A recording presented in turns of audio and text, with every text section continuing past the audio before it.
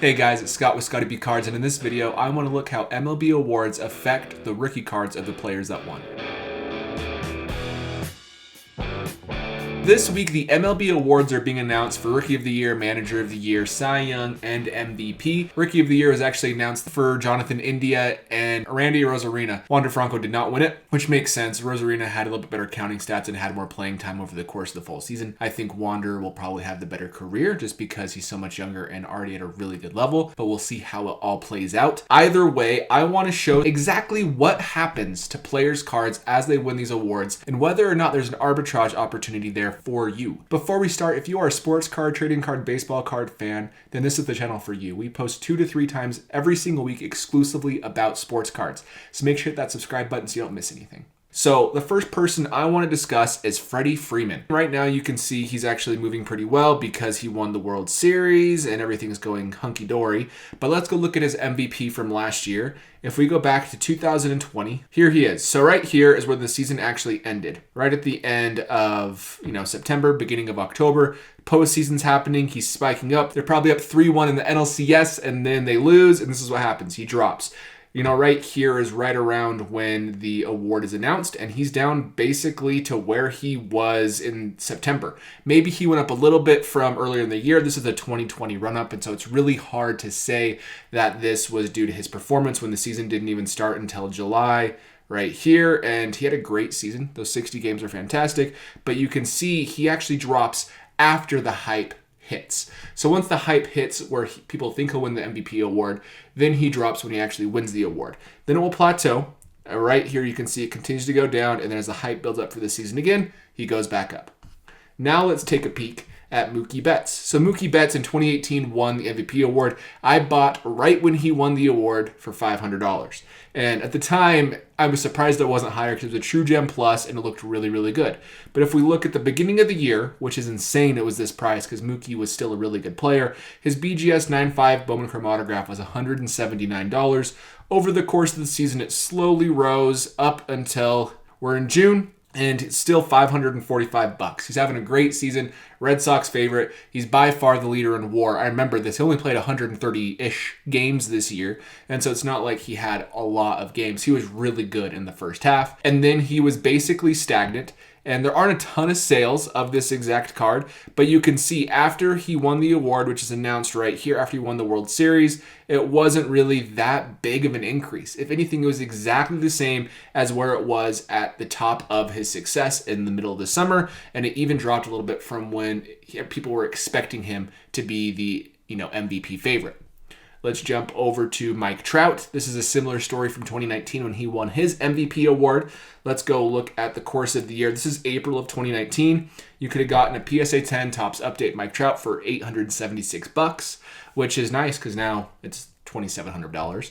But as you see throughout the season, same exact story. It's pretty much exactly the same. He's getting close to winning the MVP right here. He is the favorite. He actually gets hurt on the 12th, I believe, is when they stop playing him for the year.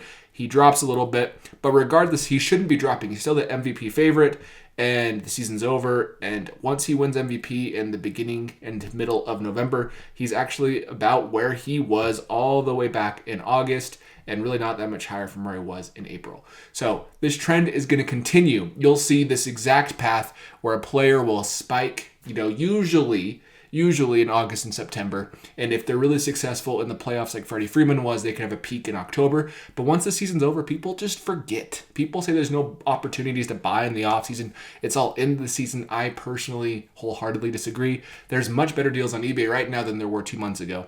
There's a Juan Soto card I really want to buy because it's such a good deal right now compared to where it was. Now let's go look at Pete Alonso. He was the 2019 NL Rookie of the Year, not Fernando Tatis Jr., but Alonso had a great season. He had like 53-ish home runs. He has the record for most home runs in his season. He beat Aaron Judge for a rookie. And now let's go take a peek at what his cards did. So we don't have a ton of information on this graph because he obviously started to get his PSA 10s back a little bit later because he was in Series 2. The first sale was $56 on July 25th, and it's the same pattern. We'll fast forward right now to the end of the season, $58. So basically where it was, if you'd have bought here, you made $2. That's, what is that, 4%. Nice. But then the season ends and people forget about Alonso and then he wins the Rookie of the Year, and it still doesn't really move all that much. Only starts moving once people start talking about him or when the season starts to get hyped up again, and then he drops again. But the point is, this section right here, it's really, really easy to see right in that area that the award didn't do much for him. The last person I want to talk about is Laguna Junior. I wanted to choose his 2017 Bowman Chrome just because there were more of them graded when he was a rookie, because his rookie was an update and in Topps Chrome and so forth. So there weren't many of them. But at the beginning of the year, you could have bought one for $28. Then he has a really good rookie season. You know, he had some ups and downs, but regardless, people are getting an idea that Acuna is special right here. It peaked at $63, which is still crazy because now it's a $270 card, even when he's hurt.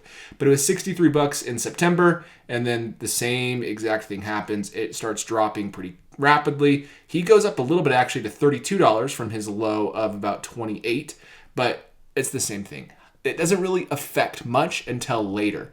We can do this same exact exercise and look, all these players probably had their cards start to spike once the season got closer to going. The award does a much more before and after the player wins the award. So there actually is a little bit of a buying opportunity if you believe in that player long term. I suspect the exact same thing with Bryce Harper. His cards have increased like drastically over the summer, but he's not going to have a big increase once he wins MVP this week, if he wins MVP. That's my prediction. Soto's been the same situation. He's actually down from when the season ended as well.